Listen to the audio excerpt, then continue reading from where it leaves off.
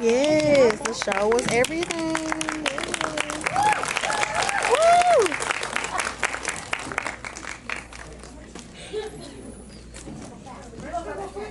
Restroom and then? Okay. So how did you guys like that? Yeah, it was good. Please hashtag Claus TNT. So join the conversation online using Claus TNT. Follow TNT Drama on Twitter and also Claus TNT. Claus TNT. Way I would describe it, I would say that Jen is like rough and ready at all times, like less likely to get in a bar, more likely to get in a bar fight than me, but like you want to have her around. And I'm like, I see myself a little bit in her, but I'm super elegant, you guys. Very graceful, right? Right, so I'm not like her at all. I am, basically, I'm her. What about Judy, quiet Ash? I too am very quiet. No. See, I have, like Anne, I think I wear everything on my face. So, you know, whatever I'm thinking is, I have a highly expressive face, so I think I'm very similar in that regard. Protective of my posse, you know, in that regard as well. And I think I've adopted her low maintenance aesthetic, thank you. Thank you, which I find very comfortable. You know, she's very comfortable in herself and how she is naturally, and I find that, you know, confident, and I'm learning from that, so. Your outfit is so cute. Thank you. I have to, that's my stylist, Karuchi Tran. I don't know if you guys have heard of her, but she helps me dress when I'm not on set. How do you feel, how would you describe your character? Do you see yourself in that character at all as in your life? I see Bryce, I kind of call him a walking mirror. He sort of reflects whoever he's interacting with. He'll take on just little things that they do, quirks, and it's just sort of an acceptance thing. He's just looking for acceptance, and most of all, I think from Uncle Daddy, that kind of runs his life. And in my real life, I don't look for acceptance from Uncle Daddy. So in that way, we're nothing alike. He wants his mic on. Oh, damn mic. Come on, use this one. I got shit. I find I'm exactly like fucking Uncle Daddy. We could tell. In fact, I had to tone my shit down to be Uncle Daddy. You know what I'm saying? He walks around in a thong on set. I walk around in a thong. I'm a proud bisexual, fully Catholic man. I kill people when they get in the way, so we're good. So, Uncle Daddy, what attracted you to the role? All that. Walking, the bisexuality, all of that. Okay, so this show is so diverse, and there's so many, like there's multicultural characters. For the women of certain age, different races, sexual orientation, it's nothing like that's on TV. So I was watching it, and there isn't really much like that on TV, but there is a lot of that in real life. So behind the camera is no different. As an actor, what is it like to work on a series so diverse? It's fantastic, man, and these guys are like, the women that we work with are just, seriously, each and every one of them are the most talented women actors out there today, and they happen to all be on the same show, and Kevin Rankin's there too, and but it's such a pleasure to work with, you know, mature, and I mean that in a good way, as in emotionally mature, cool people, and they're fantastic. I find that it's revolutionary to be able to eat food and be on TV, because like that didn't used to happen. Like you used to just have to be, just like starve yourself, like fit into this certain narrative of this narrow vision of what a woman should look like. And now, I mean, we shoot in New Orleans. I eat hella grits. Like I just like live my Soft life grits or sugar and I'm allowed grits? to be unabashedly sexy, complicated. I spill out over my jeans. I don't give a fuck. It makes me Okay, look. it makes me Sit. feel great. Judy, I don't wear a stitch of makeup. I don't wear Spanx. I don't wear heels. Kevin? That's the perfect role. I don't either.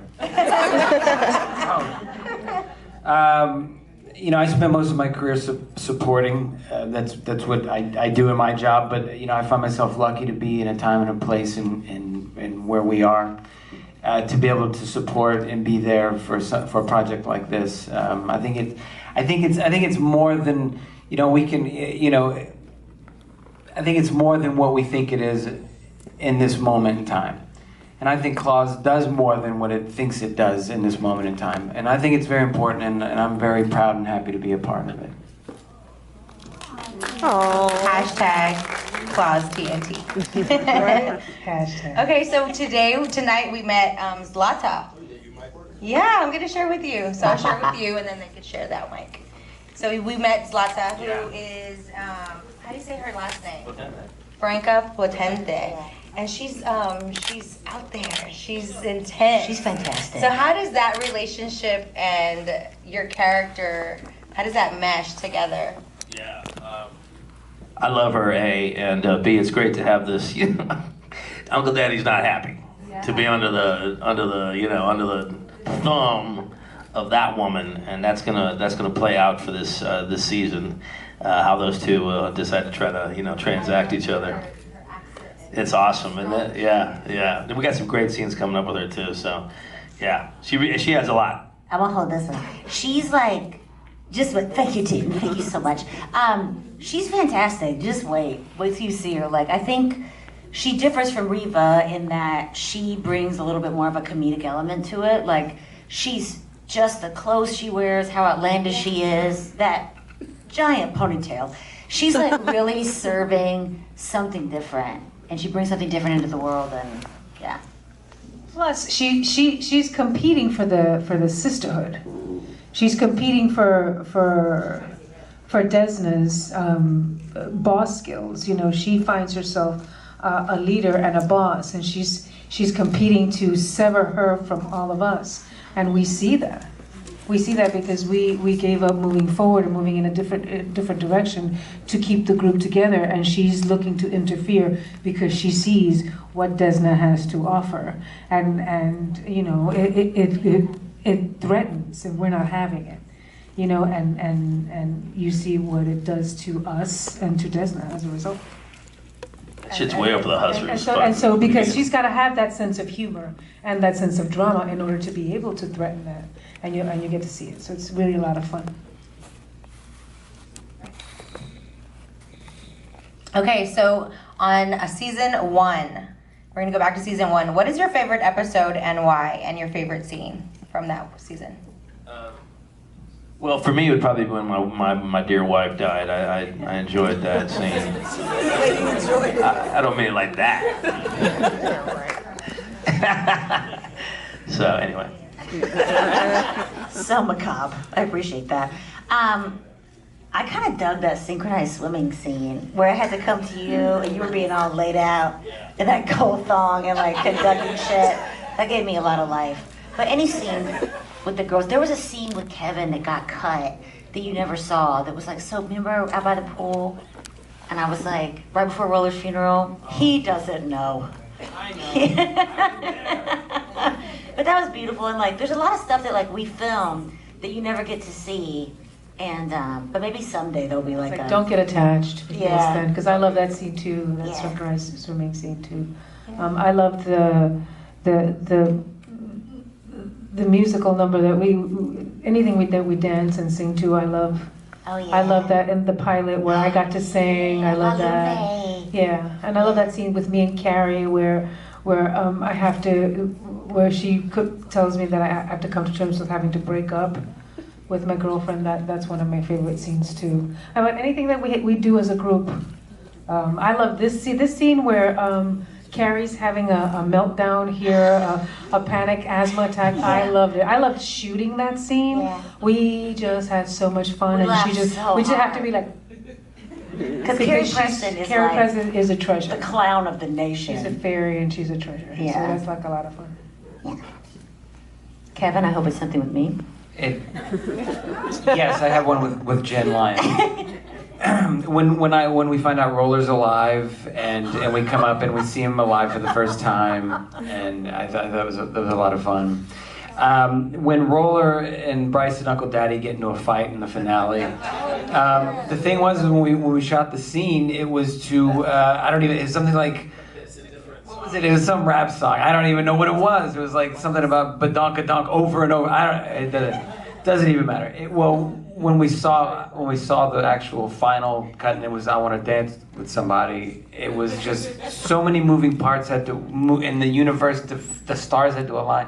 That was perfect. The perfect song, everything, and that was just a good bit of television for me to watch with my eyeballs.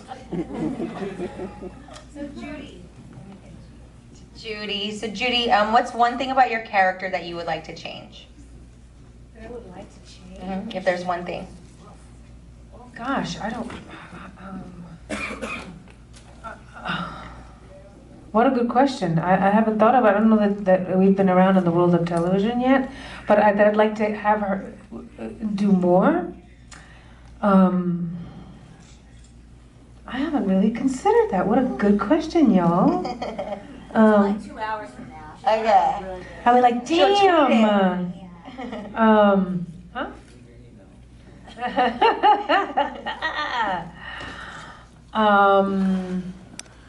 I mean, sometimes, she's talking a lot more this season. And I get real protective of her. It's like, what is she saying? Why is she saying it? I'm always like, talk less. Talk less. Because she is quiet Anne for a reason. I'm loving the things that she's saying. I always like you to see her than to hear her. Yeah. Because it's like, this is how you discover her. So, and I'd like to know more about how she became this way.